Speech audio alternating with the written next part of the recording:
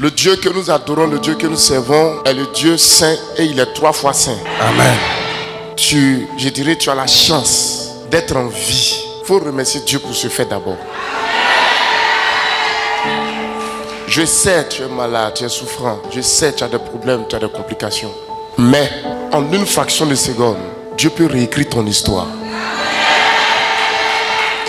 Mais à la seule condition que tu sois en vie. Ce qui veut dire que si tu es encore en vie, il y a encore un plan de réserve de l'Éternel pour toi. Amen. C'est à toi d'abord de reconnaître les bienfaits de Dieu. C'est à toi d'abord de dire merci à Dieu pour le simple fait qu'il t'ait maintenu en vie. Quand tu rends honneur et gloire à l'Éternel de la sorte, d'après vous-même les Ivoiriens, ça l'enjaille. Regardez, soyons sincères et francs. Le nombre, ou je dirais, le temps que nous prenons pour dire merci quand nous venons à l'église par rapport au temps que nous prenons pour faire les prières de combat. C'est dit, prions, disons merci à Dieu. Au nom de Jésus, merci. Amen. Donc, on va dire, prions pour terrasser les géants. J'ai dit Amen. Il continue de prier. Vérité. Prions tous ceux qui t'attaquent, qui est retour à l'envoyé. J'ai crié Amen 7 fois. Il faut que son retour à l'envoyé là, ça se fasse. Mais est-ce que tu sais que par un simple remerciement, Dieu peut mener le combat et la bataille pour toi? Amen.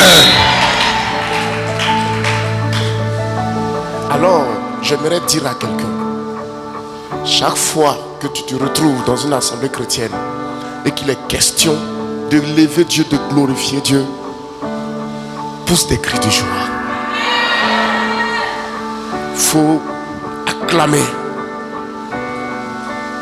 À cet instant précis, pendant que tu acclames, pendant que tu lui rends gloire, il y a quelque chose que Dieu est en train de faire en esprit. Amen.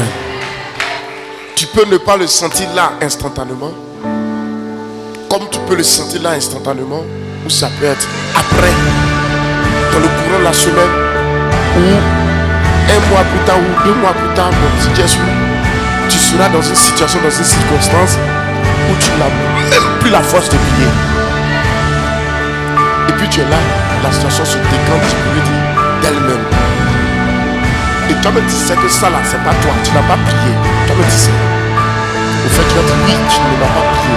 Mais tu as semé une louange, tu as semé une adoration, une acclamation, quelque part, hier ou avant-hier. C'est cela que tu es en train de récolter. Aucun semeur, aucun planteur ne sème et récolte le même jour. Vérité. Il y a des récoltes qui se font 3 mois, 6 mois, bien 1 an, bien 2 ans, bien 3 ans. Cacao avec VA ne produisent pas la même saison. Café avec bananier ne produisent pas la même saison. Manioc avec igname ne produisent pas la même saison. Maïs et gombo ne produisent pas la même saison. Je ne sais pas si je me fais comprendre. Donc chaque fois que tu as l'occasion de glorifier Dieu, de l'acclamer, tu le fais. Et puis on ne le fait pas parce qu'on est content ou on n'est pas content. Ça n'a rien à voir. Il faut le faire parce que Dieu a droit à ça. Il y a des choses dont nous ne devons pas rester ignorants. Nous devons les comprendre. Je vais vous dire quelque chose, mes frères, mes soeurs, mes tantis, mes tontons. La vie chrétienne, elle est assez difficile, elle est assez compliquée. Il y a des choses, on te dit, il faut faire. Mais dans le fond, tu ne sais pas comment tu vas faire la chose. Alléluia. On va te dire, quand tu pries, dispose-toi. Mais c'est quoi on appelle disposer? C'est quoi on appelle monter en esprit? Bon, quand on dit monter en esprit, là, on monte comment? C'est avec quoi on monte? On dispose, on se dispose comment? Qu'est-ce qu'on dispose? De quoi s'agit-il? Qu'en est-il? Et malheureusement aussi, on n'a jamais donné un enseignement où on va prendre la prière, on va disséquer la prière pour savoir comment prier. Par quoi on commence? C'est pourquoi vous allez voir beaucoup de chrétiens, quand on dit de prier, ils ont la bouche fermée. Pas parce qu'ils n'ont pas envie de prier, mais si tu lui dis, il faut prier, mais je ne sais pas comment on prie. Je ne sais pas prier. Alléluia. La réponse qu'on peut leur donner tout bonnement, ça vous dit, mais tu sais parler, non? Il dit oui. Donc tu sais prier. C'est vrai. Si tu sais parler, tu peux prier. Ça ne veut pas dire que tu sais prier. Parce que prier n'est pas prier. Il y a des gens, c'est de grands prieurs, c'est des super prieurs. Mais aujourd'hui, ils ont rendu le tablier. Pourquoi? Parce qu'ils ont vu ou ils ont constaté qu'il n'y a pas de suite aux prières qu'ils font. Il n'y a pas de réponse. Ou je dirais, il n'y a pas d'exaucement. Alléluia. Et elle se pose des questions. Qu'est-ce qui ne tourne pas rond? Qu'est-ce que je n'ai pas fait? Quel type de prière je n'ai pas faite? Quelle stratégie de prière je n'ai pas faite? Mais jusqu'à présent, je ne vois rien. Il y a des vérités, quand tu les reconnais, ça te libère. Amen. Ce matin, le Saint-Esprit fait du bien à tout un chacun de nous. Amen. Il arrive des moments, il faut connaître son ennemi, ses stratégies, ses tactiques, afin aussi de pouvoir parer à ses attaques. Vérité. Il y a des sorciers, il y a des gens, leur ministère, c'est d'aller d'église en église et d'attaquer le ministère. S'ils essaient sur l'homme de Dieu qui ne peut pas, ils essaient maintenant sur le fidèle. Ils endorment.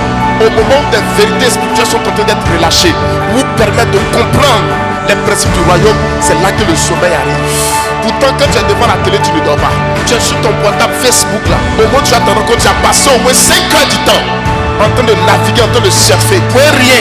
Il y a des gens qui veillent sur TikTok, ils veillent sur Instagram, ils veillent sur Facebook. Ils n'ont pas sommeil. Mais dès qu'ils commencent à prier, en 1 minute, il va bailler 170 fois. Alléluia. Ce n'est pas une fatigue normale. C'est pas du genre où la personne est fatiguée, elle va s'efforcer quand même de prier, et puis la fatigue essaie de réclamer son droit. Ça n'a rien à voir avec la fatigue. C'est-à-dire, on n'a qu'à lui donner toute une journée, n'a qu'à dormir. Elle n'a qu'à dormir. Et on la réveille.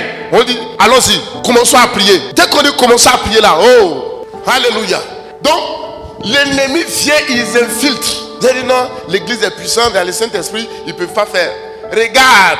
Judas était avec Jésus. Ça n'a pas empêché le diable d'approcher Judas. Quand tu lis Job, on dit Dieu était en réunion avec ses fils. Et puis le diable s'est présenté. Et puis Dieu a arrêté sa réunion. Et le diable dit coco. Dieu dit c'est qui? Il dit c'est moi le diable. Et puis il dit mais petit, attendez, il y a quelqu'un qui arrive. Il a arrêté la réunion qu'il était en train de tenir avec ses fils. Et il va recevoir monsieur le diable. Il va lui dire monsieur le diable, ça va, il y a longtemps. Ça veut dire que les gars là, ils se rendent visite. Mais dans un respect. Quand le diable va rendre visite à Dieu, son côté diable là, il met ça derrière, très loin, quelque part là-bas. Et puis il vient en tant que vieux bourgon, vieux père. Oui, tu es le Lascara, tu es un champion, tu es un 10, il n'y a pas l'homme. Puis il avait dit, ouais, si tu reconnais ça, il n'y a pas de problème. Oui, raconte-moi ta vie. Il dit, j'ai tourné, j'ai visité toute la terre. Il dit, attends, est-ce que tu as vu mon gars Job? Est-ce que tu as vu mon gars Job? Il dit Job, oui je l'ai vu. Il dit tu vois comme il m'adore. Il dit aïe, tu es toi aussi. Question sur laquelle tu as besoin de poser. Quelqu'un qui a l'argent, qui a des biens. Il est le plus riche. C'est quoi qui... Si Job même ne t'adore pas là, c'est qu'il est plus mauvais que moi. Avec tout ce que tu as donné à Job là, si Job ne t'adore pas là, il est plus mauvais que moi. J'ai dit bon, on dirait que ce que tu dis là, tu veux dire quoi? Tu veux qu'on le prouve? Il dit ah, alors quand il essaie de voir. On connaît la suite. Dieu lui-même a permis que le diable approche Lucifer et Job. Bien, il y a un autre enseignement dedans. Jésus a jeûné 40 jours, 40 nuits. Le diable s'est approché de lui. Vous comprenez que peu importe ton niveau d'onction, il y a un principe, il y a un système dans lequel quand le diable ou les démons prennent ça, ils peuvent s'approcher de toi. Tout dépendra maintenant de ton de connaissance. Vérité. Là-bas là, c'est pas feu. C'est pas feu. Parce qu'il vient pas en feu. Il vient avec l'enseignement. Il va t'amener à faire des choses. Si tu n'as pas l'enseignement, c'est quand tu finis de le suivre, et puis on te donne le corriger. On dit quoi? Tu as échoué, voici l'expérience. Dans le jardin d'Éden, il n'est pas de tomber sur Ève pour serrer son cou. Il n'est pas de tomber sur Adam pour serrer son cou. Qu'est-ce qu'il a fait?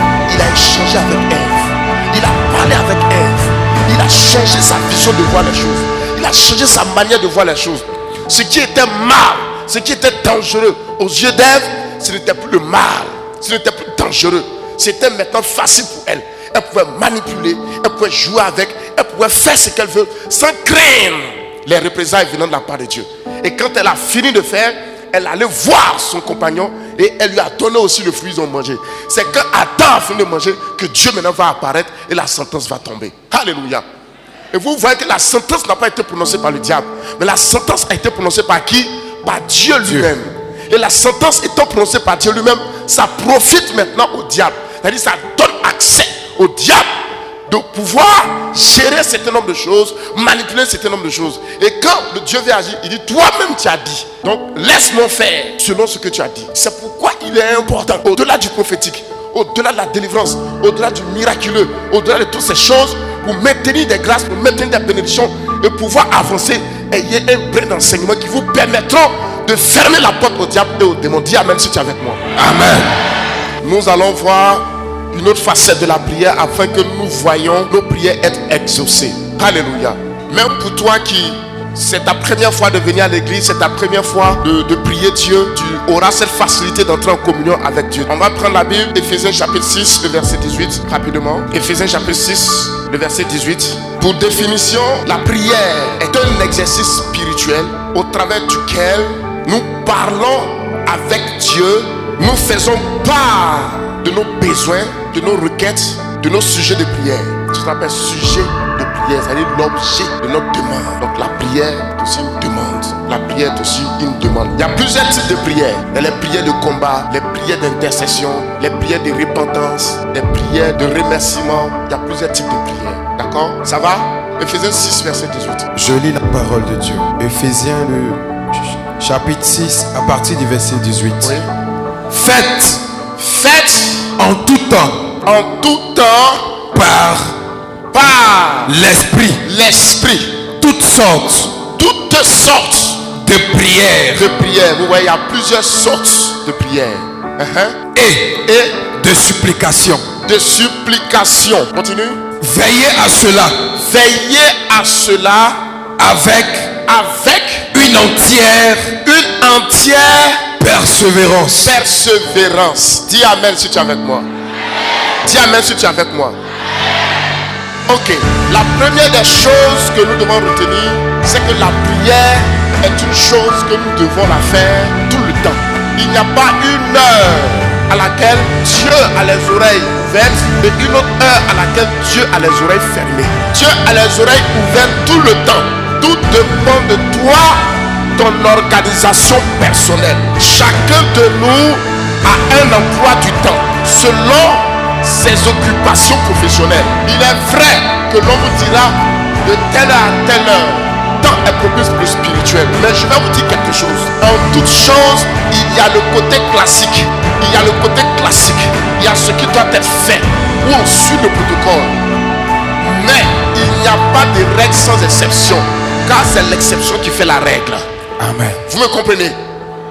Pour dire, ce n'est pas parce que tu n'as pas pu te lever entre minuit et 6 heures du matin pour prier que la prière que tu vas faire le matin n'aura pas de fait. Dans ce cas, les dimanches là, c'est entre minuit et 6 heures du matin on allait faire le culte.